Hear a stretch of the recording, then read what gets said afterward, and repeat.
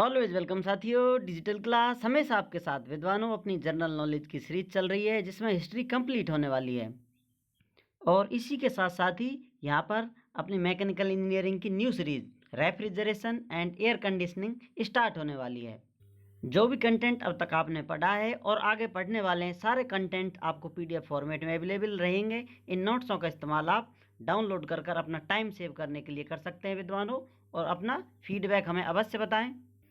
जैसा कि विद्वानों हम अध्ययन करते आ रहे हैं, भारतीय इतिहास में हमने बहुत सारे उतार चढ़ाव देखे हैं। अंग्रेज पुरजोर कोशिश कर रहे हैं यहाँ पर राज अपना कंटिन्यू रखने के लिए, भारतीय इन्हें भगाने की पूरी कोशिश कर रहे हैं।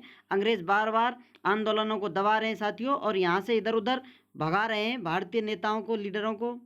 लेकिन भारतीय स्वतंत्रता सेनानी विदेश में जाकर भी अपनी आज़ादी के लिए लड़ाई लड़ रहे हैं, वहाँ पर भी जाकर तैयारी कर रहे हैं साथियों। तो इसी प्रकार आइए कहानी की शुरुआत करते हैं। आज़ाद हिंद फौज के बारे में जानते हैं, जिसे इंडियन नेशनल आर्मी के नाम से भी जाना जाता है साथियों, INA। इन मार्च, टाइम है साथियों March 1942, 1942। A conference of Indians was held in Tokyo. एक कॉन्फ्रेंस की गई साथियों भारतीयों के द्वारा, कहाँ पर? जापान, टोक्यो में। And they form the Indian independence league, और उन्होंने साथियों वहाँ पर स्थापना कर दी इंडियन इंडिपेंडेंस लीग की। प्रेसिडेंट कौन था साथियों? President elected Ras Bihari Bose at Bangkok.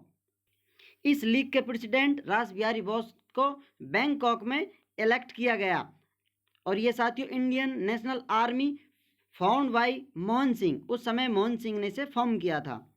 जैसा साथियों अभी आपको बताया था, आज़ादी की लड़ाई के लिए अलग अलग नेता अपने अपने जहाँ पर भी हैं, जिस क्षेत्र में भी हैं, वहीं से आज़ादी के लिए सेना तैयार कर रहे हैं। तो इस प्रकार से आज़ाद हिंद फौज, इंडियन नेशनल आर्मी की शुरुआत होती है।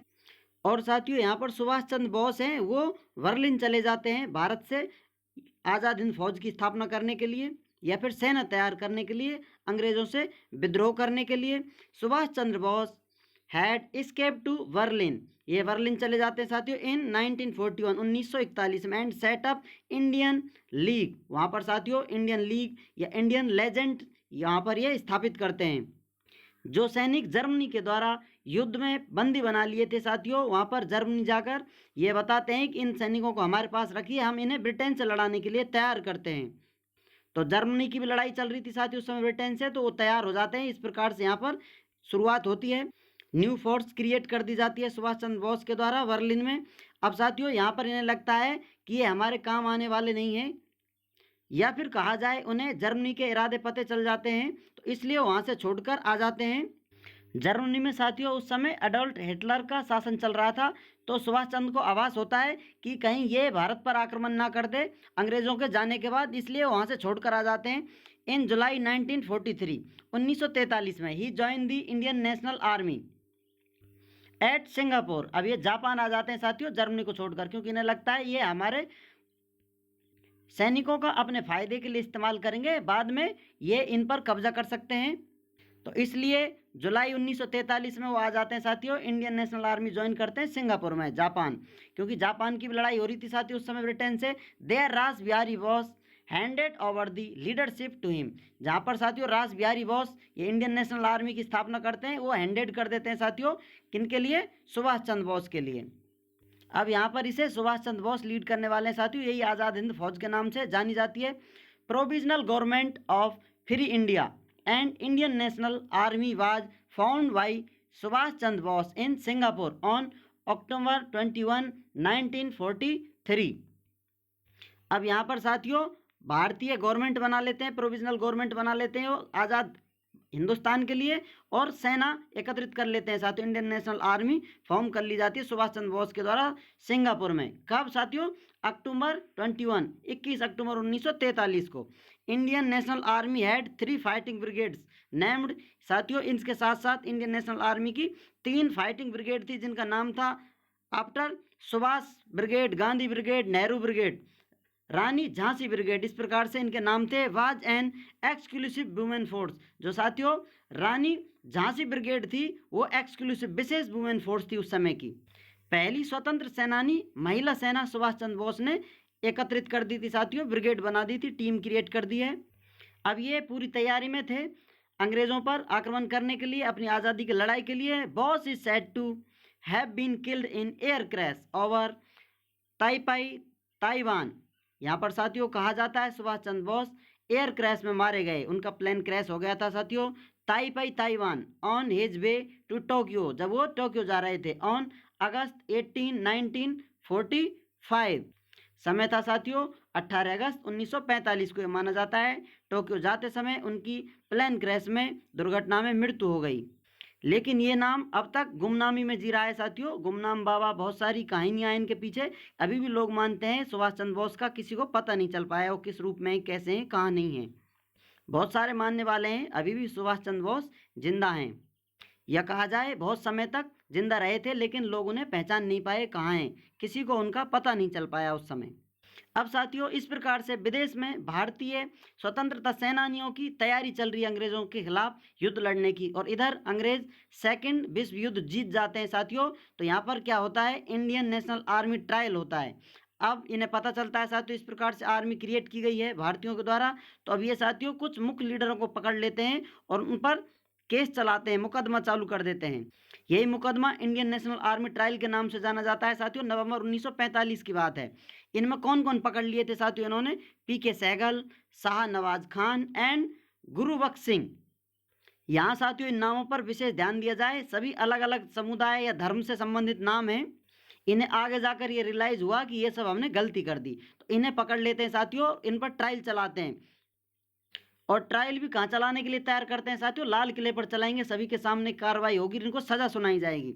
इस प्रकार से साथियों PK Sahgal, Shahnawaz Khan and Gurubaksh Singh Dhillon were put on trial at red fort in November 1945। 1945 नवंबर में साथियों the trial of Indian national army prisoners led to their outright conviction on the charge of waging war against the king. इन पर साथियों क्या मुकदमा लगा हुआ था, किसके लिए ट्रायल चल रहा था, इन्होंने राजा के खिलाफ युद्ध छेड़ दिया है। तो जो साथियों ये तैयारी कर रहे थे अंग्रेजों से लड़ाई के लिए, उसका पता लगा लेते हैं, अंग्रेजों को जानकारी मिल जाती है, दोष सिद्धि कर देते हैं और ये चार्ज लगा देते हैं कि राजा के खिलाफ तुमने विद्रोह किया है, आंदोलन किया है, तो इसलिए तुम्हें सजा सुनाई जाएगी। दी चीफ डिफेंस एडवोकेट, उस समय भारतीय एडवोकेट थे साथियों जो इनके बचाव में खड़े हुए थे, भुलाभाई देसाई एंड अदर। और साथियों डिफेंस लॉयर, एडवोकेट, लॉयर, जो भी साथियों जो इनकी सहायता कर सकता था अंग्रेजों से केस जीतने के लिए, सभी इनके साथ लगे हुए थे। डिफेंस लॉयरों में तेज बहादुर सप्रू, जवाहरलाल नेहरू, असफ अली, मोहम्मद अली जिन्ना, ये सभी लॉयर्स लगे हुए थे इनको केस हैंडल करने के लिए। लेकिन अंग्रेज इन पर केस साबित कर देते हैं, इन्हें फांसी की सजा सुना देते हैं। लेकिन अंग्रेजों की हिम्मत नहीं हो पाई वो इन्हें फांसी दे पाए, क्योंकि अब उनकी जड़ उखड़ने वाली थी और ये सभी अलग अलग समुदायों से थे। तो यहाँ पर सारा हिंदुस्तान एक हो जाता है इनके बचाव के लिए। और इसी के साथ साथियों और समय बीतता है तो एक नया इवेंट क्रिएट होता है हिस्ट्री में, जो इतिहास के पन्ने में बहुत ज़्यादा हाईलाइटेड नहीं है, लेकिन इसका बहुत रोल है। स्वतंत्रता की लड़ाई में बहुत सारे सेनानियों में इनका इम्पोर्टेंट रोल है साथियों, रॉयल इंडियन नेवी। ये रॉयल इंडियन नेवी है साथियों, जिसे रेटिंग्स म्यूटनी के नाम से भी जाना जाता है, जहां पर साथियों नाविकों ने बगावत कर दी थी अंग्रेजों के खिलाफ।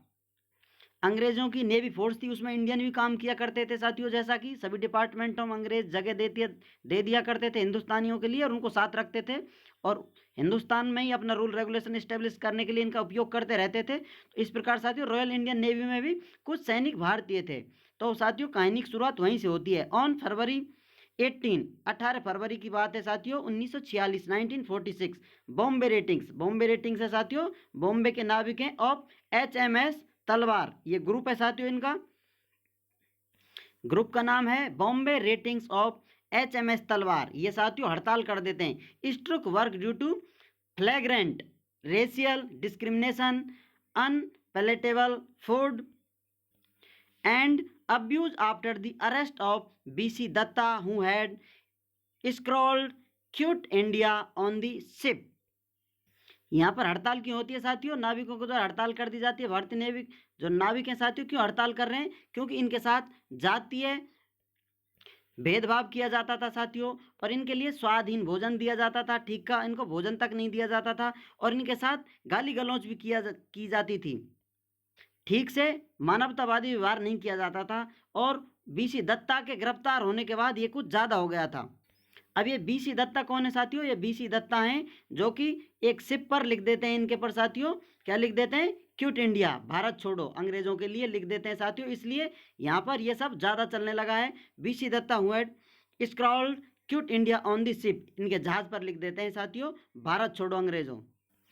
और इसी के साथियों ऑन फरवरी 19 HMS हिंदुस्तान, दूसरे ग्रुप में भी साथियों यहाँ पर इन कराची ऑल्सो म्यूटिन्ड, 19 फरवरी को कराची में भी साथियों म्यूटिनिड, आंदोलन, विद्रोह हो जाता है। सभी जो नेविक या कहा जाए रेटिंग्स, उस समय कहा जाता था साथियों इनको, जो सैनिक काम करते हैं अंग्रेजों के द्वारा, तो इंडियन नेवी है साथियों, उसके सारे सैनिक इस तरह से विद्रोह करने लग जाते हैं अंग्रेजों के खिलाफ। ये विद्रोह इतना भयंकर था साथियों, अब तक जन आंदोलन हो रहे थे लेकिन सेनाएं अंग्रेजों के साथ थी, वो ठीक से अपनी आवाज़ नहीं उठा पा रही थी। लेकिन यहाँ इस प्रकार से विद्रोह होने लगा तो साथियों सैन्य शक्ति भी पावर में आने लगी, भयंकर विद्रोह होने लगे, तो अंग्रेजों की ये आंखें खोल देता है कि अब इन्हें कंट्रोल कर पाना बहुत मुश्किल है। तो यहाँ पर अंग्रेजों को एहसास होता है सैनिक विद्रोह हम बर्दाश्त नहीं कर पाएंगे, लेकिन समय इनकी आवाज़ भी अपनों के द्वारा ही दबा देता है। वल्लभ भाई पटेल एंड जिन्ना जॉइंटली परस्यूडेड, यहाँ पर साथियों वल्लभ भाई पटेल और जिन्ना है साथियों, मोहम्मद अली जिन्ना, ये दोनों राजी हो जाते हैं the ratings to surrender on February 23, 1946। इस प्रकार से भारतीय इन्हें सरेंडर करने को बोल देते हैं, तो इन्हें आखिर आकर सरेंडर कर देना पड़ता है। लेकिन the Britishers for the first time seriously realised that with this awakening among the भारतीय and revolt in arm forces it could not perpetuate its hold on भारत एनीमोर। तो पहली बार ये अंग्रेजों को आभास होता है, एहसास हो जाता है कि भारतीयों को अब यहाँ पर दबाकर नहीं रखा जा सकता। इस प्रकार की जागरण या जागरूकता भारतीयों में, इस प्रकार के आंदोलन पहली बार देखने को मिलते हैं। आर्म फोर्स भी विद्रोह करने लगी हैं, तो अंग्रेजों को समझ में आ जाता है अब अपना शासन स्थिर रख पाना, यहाँ पर शासन होल्ड कर पाना बहुत मुश्किल है, यहाँ से आगे अब हम ये सब नहीं कर पाएंगे। ये अंग्रेज अपनी हिस्ट्री की किताबों में लिखकर बताते हैं कि ये मुख्य कारणों में से एक कारण ये भी रहा था, उन्हें भारत छोड़कर जाना पड़ा यहाँ से। लेकिन साथियों ये हिस्ट्री का कहा जाए हिडन पार्ट है, बहुत ज़्यादा लाइमलाइट में नहीं है। यहाँ पर और ही भारतीय लीडरों के नाम आपको देखने को मिलते हैं, बार बार घूमते फिरते आते हैं, लेकिन ये भी एक बहुत ही इंपॉर्टेंट इवेंट रही है हिस्ट्री की, जिसे आप हमेशा याद रखें, क्योंकि आज़ादी दिलाने वाला हमारा एक एक सैनिक हमारे लिए हीरो है। हमारी आज़ादी के लिए हमारे स्वतंत्रता सेनानियों का अपनी जिंदगी दांव पर लगा लेना हमारे लिए हमेशा ऋण रहेगा। हम ऐसे सेनानियों के अदम्य साहस के हमेशा ऋणी रहेंगे। उम्मीद करते हैं साथियों वीडियो में दी गई जानकारी आपको अच्छे से समझ में आई होगी। अभी भी आपका कोई कन्फ्यूज़न है तो आप हमसे कमेंट कर पूछ सकते हैं साथियों। आप चाहें तो कांटेक्ट कर सकते हैं। वीडियो को अंत तक देखने के लिए, चैनल को सपोर्ट करने के लिए आपका दिल की गहराइयों से बहुत बहुत धन्यवाद। मिलते हैं नेक्स्ट वीडियो में। जय हिंद, वंदे मातरम।